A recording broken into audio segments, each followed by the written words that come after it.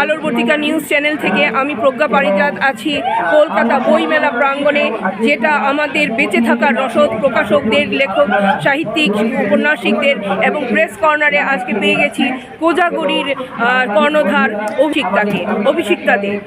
নমস্কার আপনাকে দিদি, আমাদের চ্যানেলে কিছু বলুন, এই বইমেলাতে কি আপনার অনুভূতি আপনি সঞ্চয় করেছেন এই বইমেলা থেকে, এবং আপনার প্রকাশনালয়ের কথা আমাদেরকে কিছু বলুন।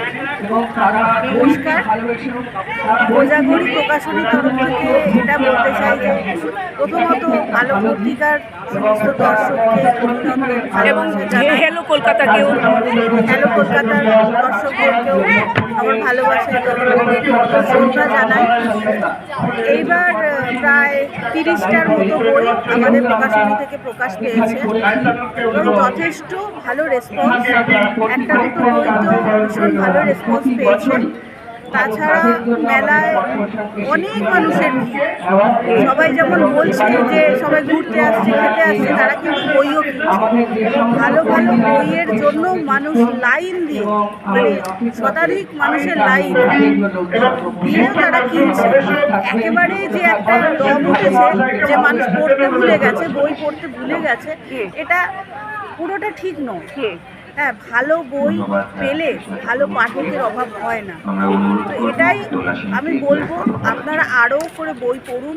জনসংখ্যা যেমন বাড়ছে, বই লেখক সংখ্যাও বাড়ছে, এবং আমরা যদি পাঠক সংখ্যাও মানে আমিও পাঠক হিসাবে বলছি, বই পড়তে হয়।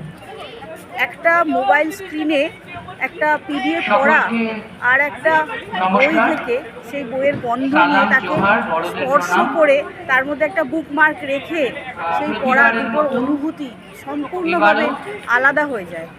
যেমন একটা মানুষকে পাশে বসে গল্প করা আর ফোনের এপার ওপার থেকে গল্প করার মধ্যে যে তফাৎ, একদম এখানে এই তফাৎটা ভীষণভাবে সমান। ও মানুষ সবাইকে বলবো, আপনারা বই পড়ুন, ভালো বই কিনুন, ঠিক আছে, নমস্কার, সকলে ভালো থাকবে।